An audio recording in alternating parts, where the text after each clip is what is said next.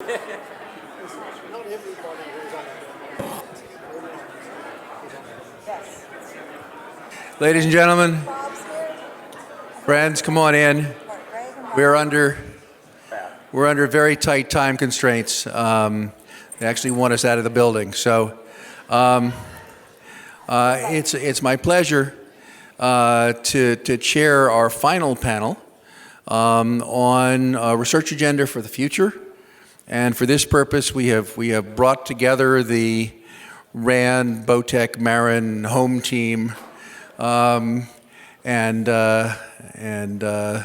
everybody's going to do 4 minutes. We'll have a little bit of time for questions. Please text them to the text-in number, and then we'll do a brief closing. Bo Kilmer will start us off.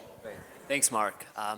I think when you're thinking about data systems for evaluating these cannabis policy changes, we need to be thinking about, well, how can we make adjustments to the current data systems, and then what are going to be the new sources of data? And I'm going to leave the exciting new parts for John to talk about.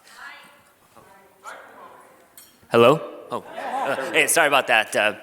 So for those of you who couldn't hear me, basically when we're thinking about evaluating cannabis policy regimes, we need to think about how we can improve the current data systems, and then also we need to think about, well, what other types of data are now going to be available as we create this new industry.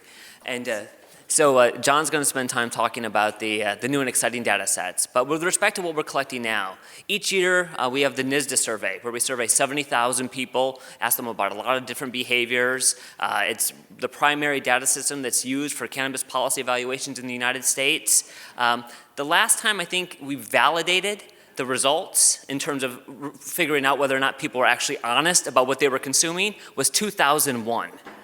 And this isn't just an academic exercise. It's really important for us to have a general idea about how much people are lying or misreporting or underreporting in these systems. You know, for example, when you're trying to figure out the size of a market in a particular state so you can make decisions about the number of stores to allow or try to make accurate projections about tax revenues, you need to know, should I multiply that estimate by 1.25 or 2? This is important. As I said, the best information we have is from about 15 years ago. And also, getting information about the validity of these surveys is really important for program evaluations. Because as we begin to look at what's happening in these different states, you know, if we do begin to see an increase in consumption, it's going to be hard for us to figure out whether or not that's actually a real increase, or it's just the fact that people are more likely to be honest about the reporting because there's less stigma. So one might think we might want to start doing this by state as well.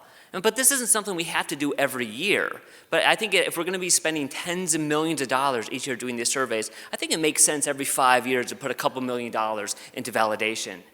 Second point I want to make is with respect to quantity consumed. Most of these surveys only ask about whether or not you've used in the past year or the past 30 days. If you're lucky, you'll get a survey which may ask about how many days you used in the past 30. But for doing the policy evaluations that we're interested in, and especially looking at some of the potential health costs or the health benefits of cannabis policy changes, we'd want to have better information about quantities consumed, how much people are consuming per use day.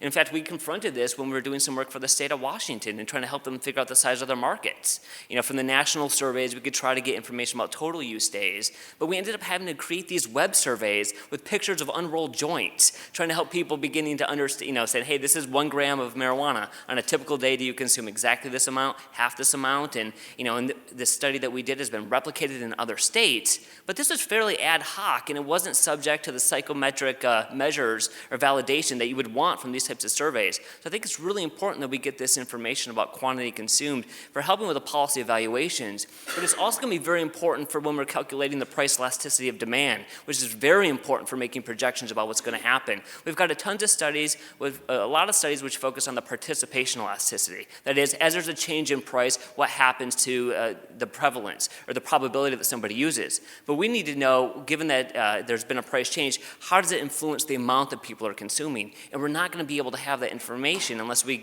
start asking better questions about quantity consumed. And the final point I want to make is about the products that people are consuming. For those in California and Washington and Colorado and Oregon who have, you know, for those of you who have been into these stores, you see it's a lot more than flower. Yet our surveys typically just ask, have you used marijuana or hashish in the past 30 days? It's time we make these changes because right now our data infrastructure just isn't set up to do the policy evaluations we need.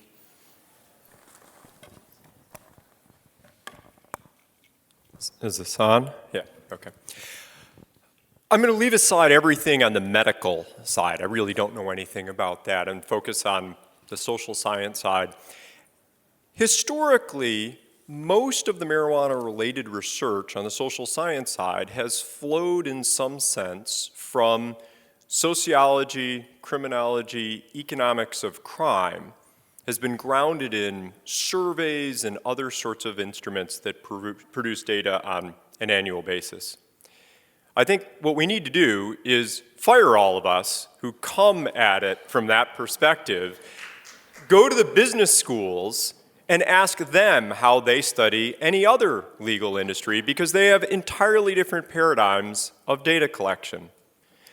After legalization, there will be enormous administrative data sets that should be mined that will provide much higher frequency data on sales volume than you could ever get from an annual survey.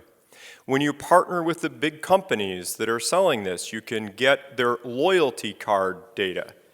So the marijuana consumers are going to be in frequent buyer clubs, and you'll be able to have data on how individuals with known demographics have been purchasing over time the full variety of products at a level of detail that nobody would ever be able to give in a survey.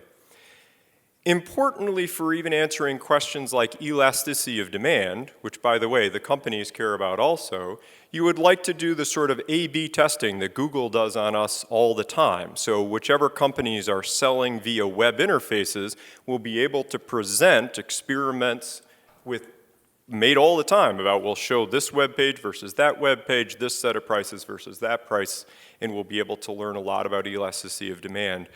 I think there will also be lots of opportunities for scraping the web, the social media web, using natural language processing and text mining data to understand social interactions and dynamics in ways that haven't been used in the past. And if you really open up your minds and think about the Internet of Things potential, you can imagine the companies wanting to put out their vape pens that are GPS enabled that record every time a puff is taken so that you get not just high frequency purchase data, but you literally know what street corner somebody was on each time they took a single dose. There will be a different degree of data available precisely because it's legal.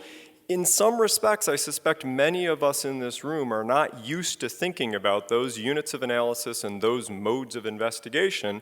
And so I mean fairly seriously that we ought to invite B-school folks who are used to studying consumer goods of other sorts to the table because they have a lot of methods that can complement the ones that we've been using historically. Thanks, John. It's not going on. Is this on? Oh, it's on. It's okay.